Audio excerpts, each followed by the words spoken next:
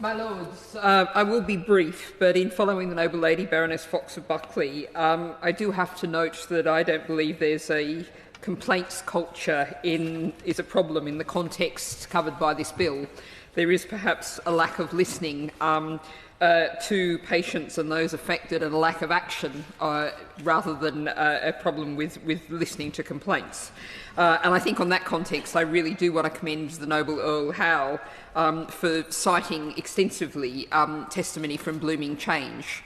One of the things that struck me looking back over the previous stages of committee is that it would have been good to hear perhaps even more than we did from direct testimony and the voices of those who are experts by experience. The phrase "nothing about us without us" really struck in my mind, and I think it's really important that we keep that in mind at all stages of committee. And also responding to the Noble Lady Baroness Fox, I think it's important not to seek to downplay the mental health crisis that we are seeing across our society. This is a context in which there is a huge shortage of services meeting people's very clear and acute needs, which is what we are largely covering in this bill.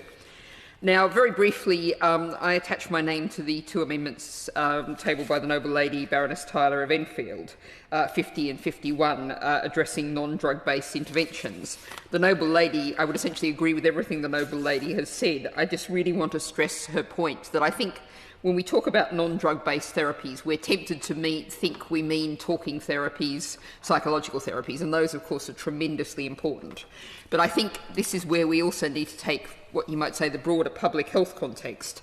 I mentioned digital treatments such as Avatar, for those who hear voices in an earlier group, the kind of new, different ways of looking at things that people may not have been trained in. It's important that they are considered.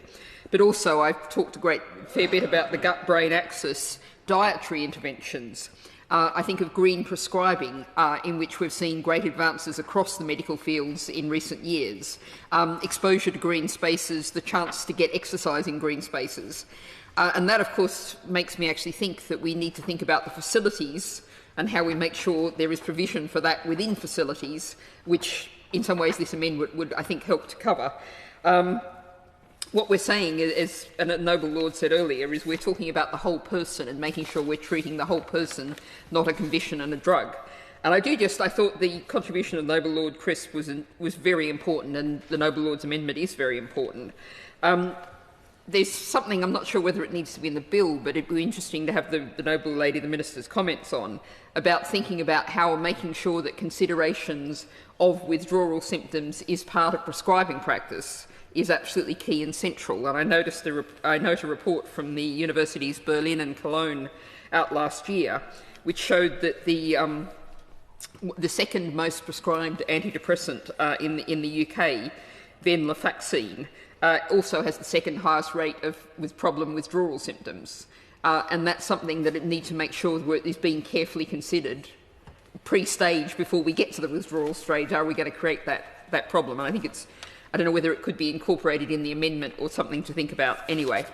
The other amendment, which I think slightly oddly in this group is in my name, is 154, which again, we discussed in another group previously, was put to me and I put down at the request of the Law Society about mental health tribunal pilots for challenges against treatment decisions.